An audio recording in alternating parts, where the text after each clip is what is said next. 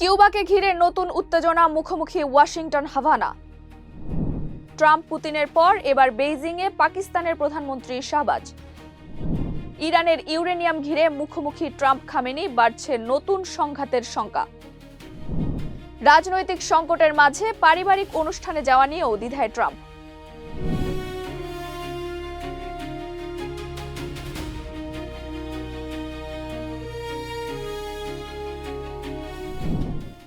সবাইকে আমন্ত্রণ নাগরিক প্রতিদিনের নিয়মিত আয়োজন নাগরিক বিশ্ব। সাথে আছি আমি নুসরাত জাহান জেরিন। এতক্ষণ শুনছিলেন সংবাদ শিরোনাম, এবারে বিস্তারিত।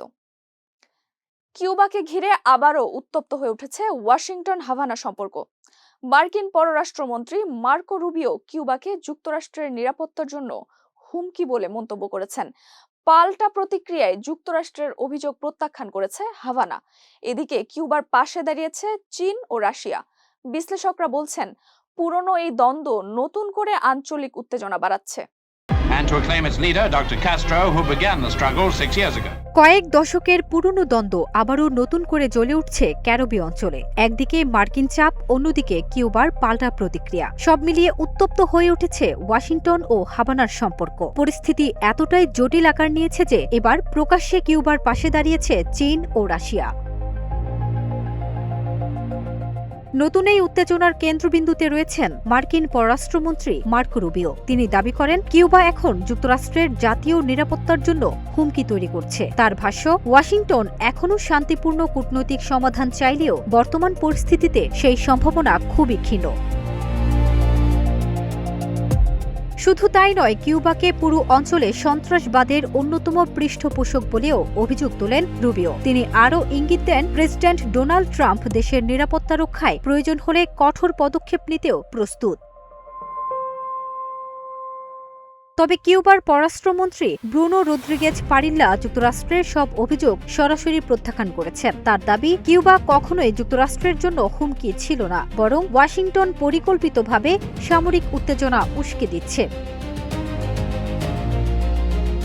এদিকে হাভানার পক্ষে অবস্থান নিয়েছে বেইজিং ও মস্কো। চীন বলেছে, কিউবার বিরুদ্ধে হুমকি ও জবরদস্তি বন্ধ করতে হবে। আর ক্রেমলিনের ভাষ্য, কিউবার উপর যুক্তরাষ্ট্রের বর্তমান চাপ সহিংসতার কাছাকাছি পর্যায়ে পৌঁছে গেছে।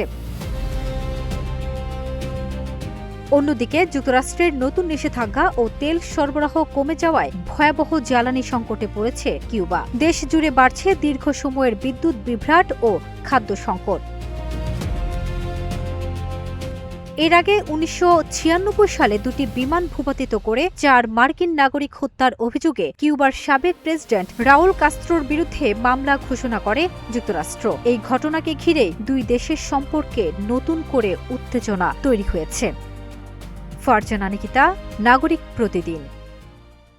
মধ্যপ্রাচ্যের যুদ্ধ পরিস্থিতি ঘিরে নতুন কূটনৈতিক তৎপরতার কেন্দ্রে উঠে এসেছে বেইজিং। আগামী ২৩ মে চীন সফরে যাচ্ছেন পাকিস্তানের প্রধানমন্ত্রী শাহবাজ শরীফ। ইরান যুক্তরাষ্ট্র উত্তেজনা কমাতে পাকিস্তানের ভূমিকার প্রশংসা করেছে চীন।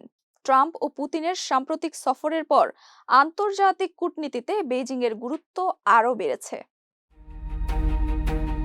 মধ্যপ্রাচ্যে চলমান যুদ্ধ পরিস্থিতি ও শান্তি উদ্যোগকে কেন্দ্র করে নতুন কূটনৈতিক তৎপরতার কেন্দ্রে উঠে এসেছে বেইজিং। আগামী ২৩ থেকে ২৬ মে চীন সফরে যাচ্ছেন পাকিস্তানের প্রধানমন্ত্রী শাহবাজ শরীফ। চীনের পররাষ্ট্র মন্ত্রণালয় জানিয়েছে, সফরে তিনি চীনের শীর্ষ নেতৃত্বের সঙ্গে দ্বিপাক্ষিক সম্পর্ক, আঞ্চলিক নিরাপত্তা এবং মধ্যপ্রাচ্যের সংকট নিয়ে গুরুত্বপূর্ণ আলোচনা করবেন। বেইজিং স্পষ্ট জানিয়েছে, মধ্যপ্রাচ্যে দ্রুত শান্তি ও স্থিতিশীলতা ফিরিয়ে আনতে তারা পাকিস্তানের সঙ্গে সমন্বিত ও গঠনমূলক ভূমিকা রাখতে চায়। একই সঙ্গে ইরান যুক্তরাষ্ট্র উত্তেজনা কমাতে পাকিস্তানের ভারসাম্যপূর্ণ ও ন্যায়সঙ্গত মধ্যস্থতার ভূয়সী প্রশংসাও করেছে চীন। গত কয়েক মাসে ওয়াশিংটন ও তেহরানের মধ্যে উত্তেজনা প্রশমনে ইসলামাবাদ গুরুত্বপূর্ণ কূটনৈতিক ভূমিকা পালন করছে। জীবন অবাক না করলে কে করবে? ২৮% মিল্ক ফ্যাটের অবাক করার সাথে ফ্রেশ মিল্ক পাউডার। জীবন অবাক করুক প্রতিদিন। এই ধারাবাহিকতায় বৃহস্পতিবার তেহরান সফরে গেছেন পাকিস্তানের সেনাপ্রধান আসিম মুনির। ধারণা করা হচ্ছে, আঞ্চলিক নিরাপত্তা ও সম্ভাব্য যুদ্ধ বিস্তার ঠেকানোর বিষয়গুলো তার সফরের আলোচনায় গুরুত্ব পাবে। এদিকে বিশ্ব কূটনীতির কেন্দ্র হিসেবেও আবার সামনে এসেছে চীন। সম্প্রতি 3 দিনের রাষ্ট্রীয় সফরে বেইজিং গেছেন মার্কিন প্রেসিডেন্ট ডোনাল্ড ট্রাম্প। তার সফরের পরপরই চীন সফর করেন রুশ প্রেসিডেন্ট ভ্লাদিমির পুতিন। 2 সপ্তাহের ব্যবধানে যুক্তরাষ্ট্র, রাশিয়া ও পাকিস্তানের শীর্ষ নেতাদের চীন সফর আন্তর্জাতিক অঙ্গনে বেইজিংয়ের বাড়তে থাকা কৌশলগত গুরুত্বকেই সমানভাবে সামনে আনছে। সাবা খান, নাগরিক প্রতিদিন। ইরানের সমৃদ্ধ ইউরেনিয়াম ইস্যুতে আবারও উত্তেজনা বাড়ছে ওয়াশিংটন ও তেহরানের মধ্যে। মার্কিন প্রেসিডেন্ট ডোনাল্ড ট্রাম্প জানিয়েছেন, ইরানের ইউরেনিয়াম যুক্তরাষ্ট্র নিজেদের নিয়ন্ত্রণে নেবে। তবে তেহরান স্পষ্ট বলেছে, কোনো অবস্থাতেই এই মজুত দেশের বাইরে পাঠানো হবে না। বিশ্লেষকরা বলছেন, এতে শান্তি আলোচনা আরও জটিল হতে পারে। We will get it.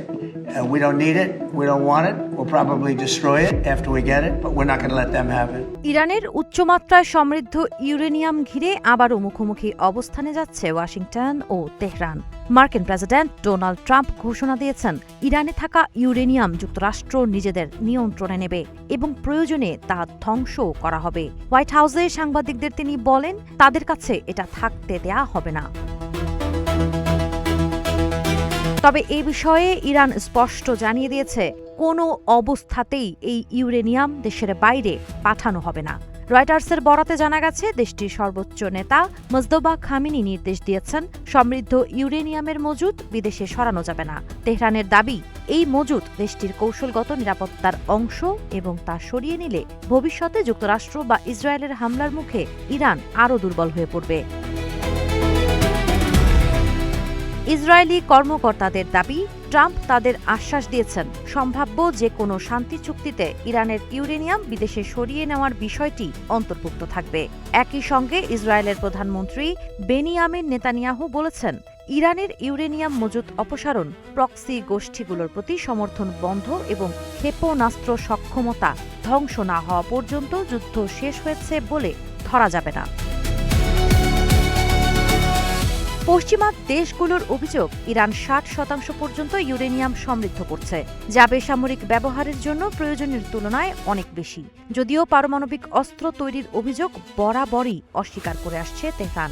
Uranium ইস্যুতে 2 পক্ষের অনড় অবস্থান চলমান শান্তি আলোচনা আরও জটিল করে তুলতে পারে।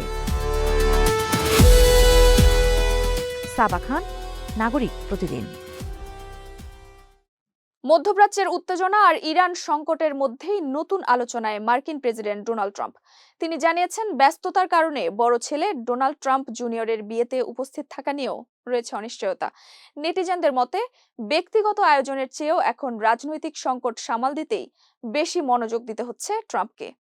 He'd like me to go, but it's going to be just a small little private affair, and I'm going to try and make it. I'm in the midst. I said, this is not good timing for me. I have a thing called Iran and other things. That's one I can't win on. If I do attend, I get killed. If I don't attend, I get killed. মার্কিন president Donald ট্রাম্পের বড় ছেলে Donald Trump junior ফের বিয়ের পিঁড়িতে বসতে যাচ্ছেন। 48 বছর বয়সী ট্রাম্প জুনিয়র এই সপ্তাহান্তে বাহামাসে বেটিনা অ্যান্ডারসনের সঙ্গে ব্যক্তিগত আয়োজনে বিয়ে করবেন। এটি হবে তার দ্বিতীয় বিয়ে। তবে ছেলের বিয়েতে প্রেসিডেন্ট ট্রাম্প উপস্থিত থাকবে কিনা তা এখনও নিশ্চিত নয়। ওভাল অফিসে সাংবাদিকদের তিনি জানান, ছেলের ইচ্ছা তিনি বিয়েতে যান, তবে ইরান যুদ্ধ সহ চলমান আন্তর্জাতিক পরিস্থিতির কারণে সময়টা তার জন্য ভালো নয়। ট্রাম্প বলেন, যুদ্ধ পরিস্থিতির মধ্যে তার বিয়েতে যোগ দেওয়া গণমাধ্যম কিভাবে দেখবে সেটিও তিনি বিবেচনায় রাখছেন। ফলে পারিবারিক আয়োজনের চেয়ে আন্তর্জাতিক সংকটই এখন বেশি গুরুত্ব পাচ্ছে হোয়াইট হাউসে। এই ছিল নাগরিক বিশ্বের আজকের আয়োজন। পরবর্তী আপডেট পেতে নাগরিক প্রতিদিনের ফেসবুক পেজ ও ইউটিউব চ্যানেল ফলো করুন।